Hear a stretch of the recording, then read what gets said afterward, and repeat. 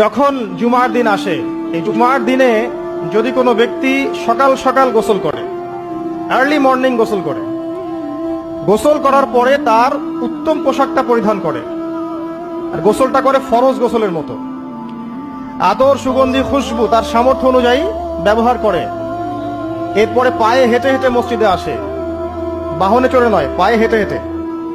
যদি আপনি অনেক দূরে থাকেন সেটা আলাদা কথা। এবং ইমামের কাছাকাছি বসে, মসজিদে আসার পরে যতটুকু সম্ভব হয় সুন্নত পড়ে নিল, নফল পড়ে নিল, এরপর ইমামের কাছাকাছি এসে বসলো। ইমামের খুতবা শ্রবণ করে মনোযোগের সাথে। খুতবা শ্রবণ করার সময় কাউকে কষ্ট দেয় না। কাউকে কষ্ট দেয় না মানে হচ্ছে যে কেউ কথা বললে তাকে এতটুকু বলে না যে তুমি চুপ করো,